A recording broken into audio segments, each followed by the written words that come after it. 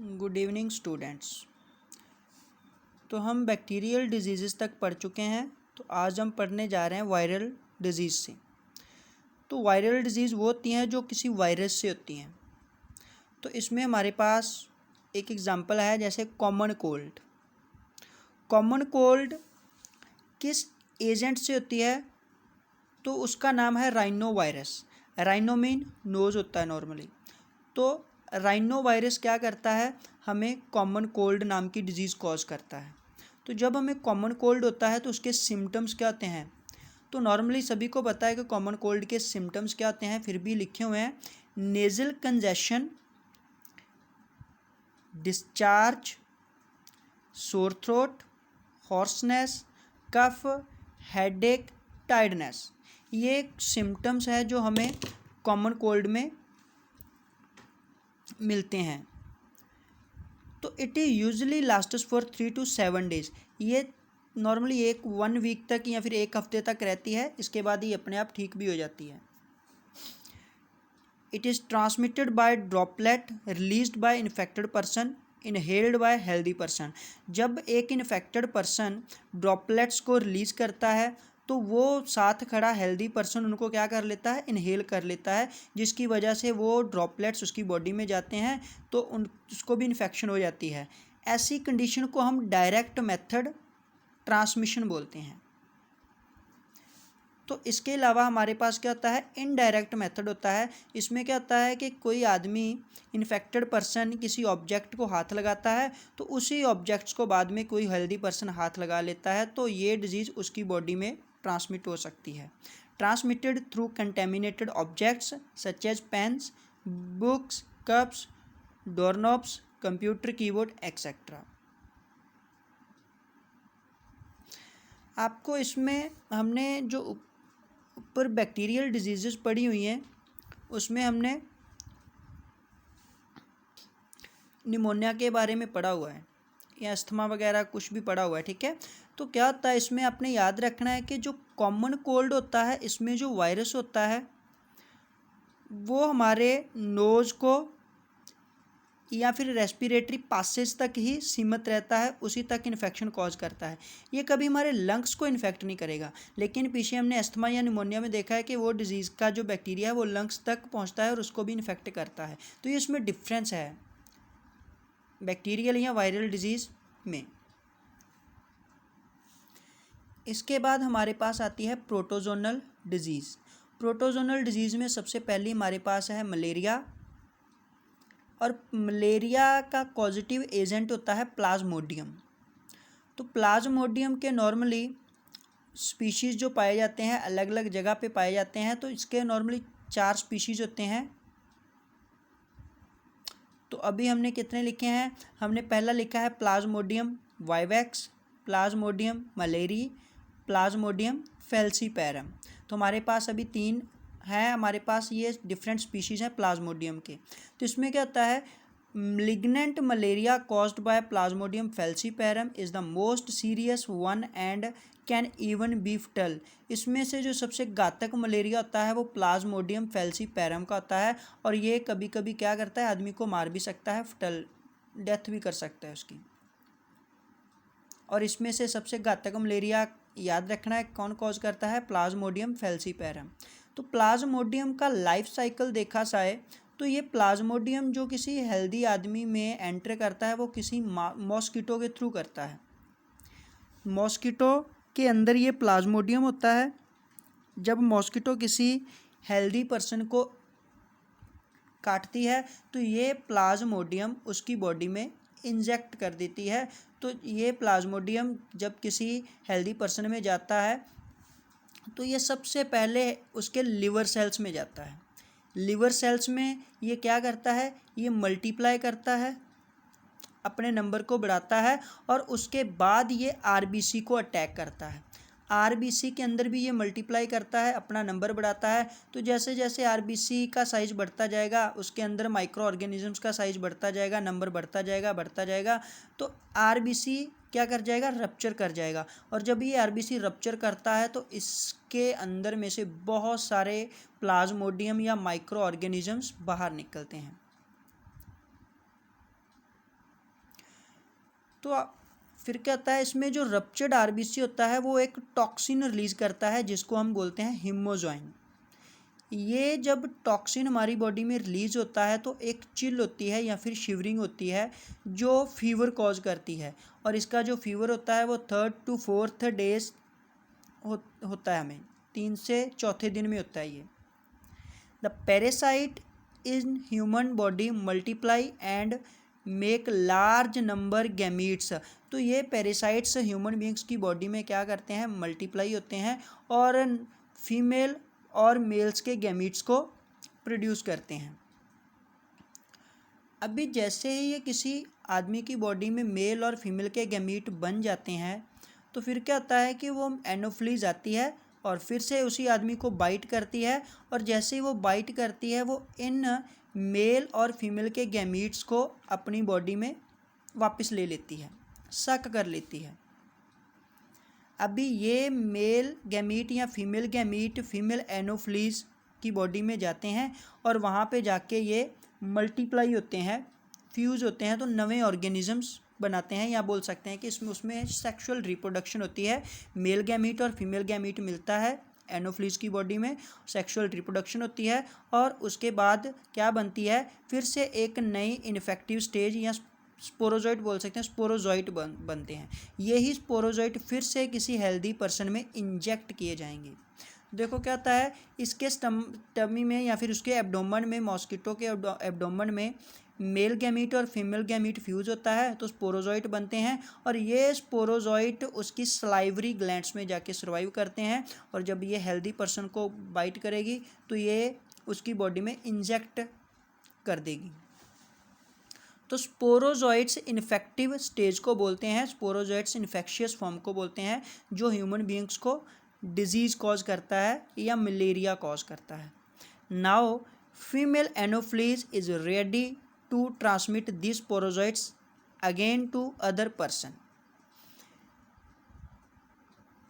तो आपने याद क्या रखना है कि जो मलेरियल पैरासाइट होता है या फिर जो प्लाज्मोडियम होता है उसको 2 होस्ट चाहिए होते हैं अपने लाइफ साइकिल को कंप्लीट करने के लिए। एक ह्यूमन की बॉडी चाहिए और एक एनोफ्लीज की बॉडी चाहिए। ह्यूमन की बॉडी में एसेक्सुअली रिप्रोड्यूस होता है, मल्टीप्लाई होता है, और एनोफ्लीज में ये सेक्सुअली रिप्रोड्यूस होता है। तो इसको कैरी कौन करता है, इसको फीमेल एनोफ्लीज जो मॉस्किटो होता है वो इसको कैरी करती है एक पर्सन से दूसरे पर्सन तक। इसके बाद हमारे पास एक और प्रोटोजोन है जिसको हम क्या बोलते हैं, Entamoeba histolytica. Entamoeba histolytica is a protozoan parasite in the large intestine and causes amoebiasis और अमीबिक डिसेंट्री। ये हमारी लार्ज इंटेस्टाइन में रहता है और ये क्या कॉज करता है, अमीबियासिस या अमीबिक डिसेंट्री कॉज करता है। इस अमीबियासिस या अमीबिक डिसेंट्री में होता क्या है, तो इसके सिम्टम्स होते हैं कॉन्स्टिपेशन, एब्डोमिनल पेन, क्रम्प्स क्या होता है कि जो रोड वगैरह पड़ते हैं पेट में उनको हम क्रैम्प्स बोलते हैं, पेट दर्द को एब्डोमिनल पेन बोलते हैं, कॉन्स्टिपेशन कब्ज़ वगैरह को कॉन्स्टिपेशन।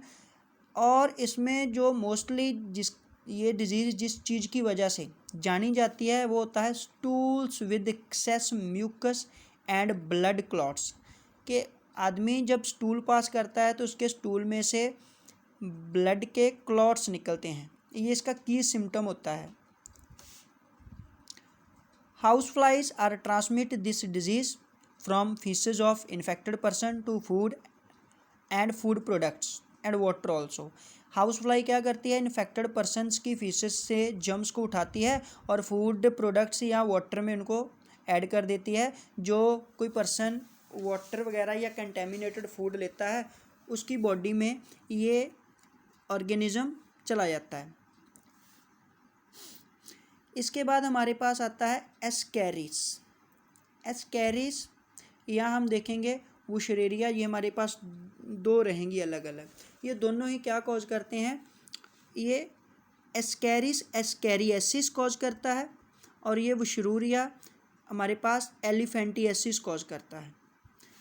तो ये पाए कहाँ जाते हैं, इंटेस्टाइन में पाए जाते हैं। सबसे पहले हम एस्कैरिस की बात करते हैं। इंटेस्टाइनल पैरासाइट होता है एस्कैरिस, और ये क्या कॉज करता है? एस्कैरियासिस। एस्कैरियासिस के सिम्टम्स क्या हैं? इसमें इंटरनल ब्लीडिंग होती है, पेट में खून बहता है, मस्कुलर पेन, मसल्स पेन करते हैं, फीवर, बुखार चढ़ जाता है, अनीमिया, खून की कमी हो जाती है, and blockage of the intestinal passage. तो कब ये इंटेस्टाइन के पासेज को ब्लॉक भी कर देता है। तो eggs of parasites are excreted along with the feces of infected person which contaminate soil, water and plants। जिस भी आदमी की बॉडी में ये एस्कैरिस पाया जाएगा उसकी बॉडी में से क्या होगा? फीसेस के थ्रू उस एस्कैरिस के एक्स रिलीज होंगे, और ये एक्स सॉइल को भी कंटेमिनेट कर सकते हैं, वाटर को भी कंटेमिनेट कर सकते हैं, प्लांट्स को भी कंटेमिनेट कर सकते हैं। इसके बाद हमारे पास रहता है वुशरेरिया।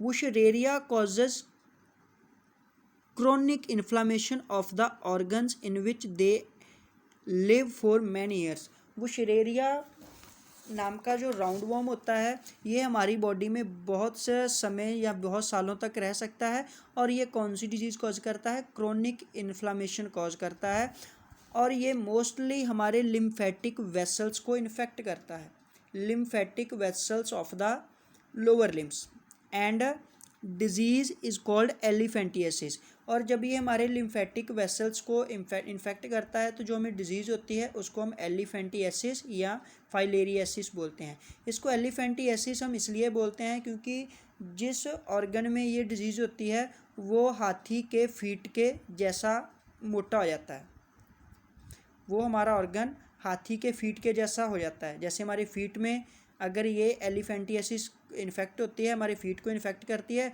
तो हमारा फीट हाथी के फीट या हाथी के पैर के जैसा बड़ा हो जाएगा, इसलिए इसको एलिफेंटियासिस बोलते हैं, या इसको फाइलेरियासिस बोल देते हैं। इसमें जेनाइटल ऑर्गन्स भी इन्वॉल्व हो सकते हैं। Pathogens transmitted by the female mosquito vectors. तो इसका पैथोजन, ये जो हमारा वुशरेरिया है, इसको भी कौन कैरी करता है? फीमेल मॉस्किटो कैरी करती है। इसके बाद हमारे पास फंगल डिजीज़ होती हैं, फंगस से होने वाली डिजीज़, माइक्रोस्पोरम, ट्राइकोफाइटोन, एपिडर्मोफाइटोन, ये 3 कॉमन फंजाई है जो डिजीज़ कॉज करती हैं। नाम याद रखने इसमें आपको, माइक्रोस्पोरम, ट्राइकोफाइटोन, एपिडर्मोफाइटोन। ये क्या कॉज करती हैं? ये रिंग वॉर्म, जिसको हम दाद बोलते हैं, ये वो कॉज करती है। Most common infection in man, ring worm एक कॉमन इन्फेक्शन है जो मैंस ह्यूमन बींग्स में पाई जाती है। सिम्टम्स क्या होते हैं इसमें? ड्राई स्केली लेशंस, इसमें जो फिंसिंग होती हैं वो ड्राई या फिर स्केली होती है। नेल्स एंड स्काल्प, ये कहाँ पे होते हैं? ये हमारी स्किन के ऊपर, नेल्स के ऊपर या स्काल्प के ऊपर हो सकती हैं lesions. These lesions causes intense etching, और इन लेशंस या फुंसी वगैरह के ऊपर क्या होती है? खारिश होती है, इचिंग होती है।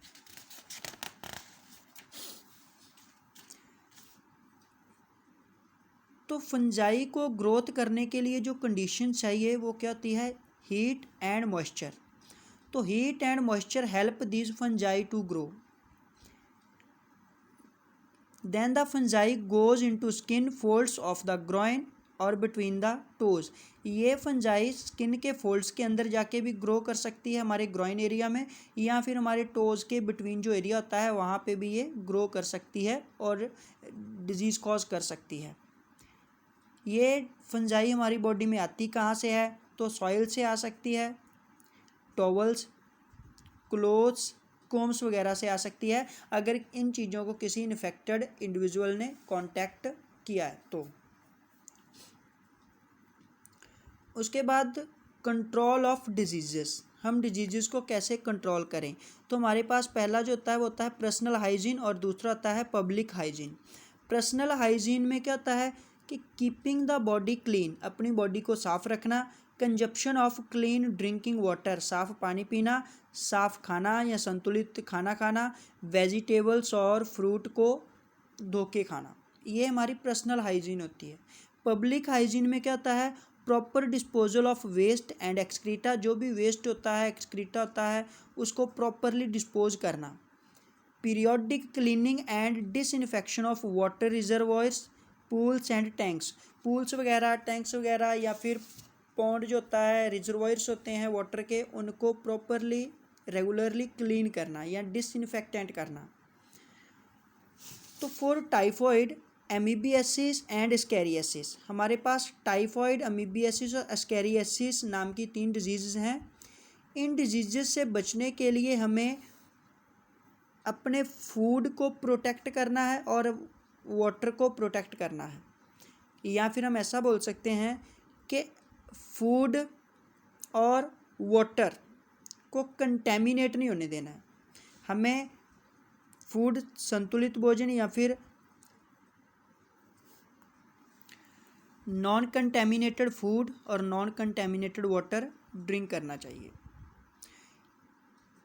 तो ऐसे हमारे पास एयरबॉर्न डिजीज़ होती है। एयरबॉर्न डिजीज़ वो होती हैं जो हवा में ड्रॉपलेट्स के थ्रू या फिर हवा में जो पार्टिकल्स होते हैं उनके थ्रू हमारी बॉडी को इन्फेक्शन या फिर हमारी बॉडी को कोई डिजीज़ कॉज करती हैं। एयर की वजह से होने वाली डिजीज़ एयरबॉर्न डिजीज़ होती है। जैसे कि निमोनिया हो गया, कॉमन कोल्ड हो गया, ये एयरबॉर्न डिजीज़ होती है। तो इसमें क्या होता है कि हमें ये जो निमोनिया वगैरह, कॉमन कोल्ड होता है, इसमें भी हमें कंटेमिनेटेड फूड या कंटेमिनेटेड वाटर से बचना चाहिए। हमें नॉन कंटेमिनेटेड फूड या फिर क्लीन वाटर ड्रिंक करना चाहिए और हमें किसी इन्फेक्टेड पर्सन्स के कांटेक्ट में भी नहीं आना चाहिए। For disease like malaria and filariasis, malaria और फाइलेरियासिस के लिए हमें क्या करना चाहिए? स्टैग्नेशन ऑफ वाटर, रुका हुआ पानी है कहीं पे तो उसको क्लीन करना चाहिए या फिर उसको सुखा देना चाहिए। या फिर क्या होता है कि उसमें हम कोई डिसइंफेक्टेंट डाल सकते हैं। रुके हुए पानी में या फिर स्टैग्नेशन वाटर में क्या होता है कि जो मॉस्किटोज़ होते हैं वो ब्रीड करते हैं और उनका जो लार्वा होता है वो पानी में, अगर हम ड्रिंक वगैरह करते हैं या फिर उस पानी के आसपास हम रहते हैं तो वो लार्वा या फिर वहाँ का जो मॉस्किटोज़ है वो हमें बाइट करेगा और मलेरिया कॉज कर सकता है। तो मलेरिया वगैरह से बचने के लिए स्टैग्नेशन ऑफ वाटर से अवॉइड होना चाहिए। क्लीन द कूलर्स, जो घर में कूलर्स वगैरह है उनको भी अच्छी तरह से क्लीन करना चाहिए क्योंकि उसमें भी हम पानी भरते हैं, तो अगर उसमें भी हम पानी जल्दी से चेंज नहीं करेंगे तो उसमें भी मॉस्किटो वगैरह ब्रीड कर सकते हैं। तो उसके पानी को भी रेगुलरली क्लीन या फिर चेंज करना चाहिए। मॉस्किटो नेट को यूज़ करना चाहिए। एक फ़िश होती है गैम्ब्यूसिया, अगर हम इसको किसी पॉन्ड में छोड़ दें तो ये क्या करती है, ये मॉस्किटो का लार्वा खा जाती है। तो याद रखना है गैम्बूसिया नाम की फ़िश होती है, ये मॉस्किटो का लार्वा खा जाती है। Introduce gambusia fish in ponds, it feed on mosquito larva. Spray वगैरह का इंसेक्टिसाइड्स के ऊपर यूज़ करना चाहिए या फिर इंसेक्टिसाइड्स वगैरह को यूज़ करना चाहिए इंसेक्ट्स वगैरह को किल करने के लिए। विंडो और डोर्स वगैरह को वायर मैश के साथ यूज़ करना चाहिए, या फिर बोल सकते हैं कि ये जो जाली होती है दरवाजे या फिर विंडो के ऊपर लगी होती है, ठीक है, इसको भी हमें साफ़ रखना चाहिए। Windows are doors should be provided with wire mesh. देखो ये क्या होता है कि अगर हमारी विंडो के ऊपर कोई वायर मैश नहीं लगी है तो उसमें से कोई भी मॉस्किटो वगैरह एंट्री कर सकता है, इसलिए वायर मैश के में क्या होता है कि ये मॉस्किटो वगैरह एंट्री नहीं करते हैं। फिर हमारे पास कंट्रोल ऑफ डिजीज़ में है वैक्सीनेशन। वैक्सीनेशन एक बेसिक नीड है।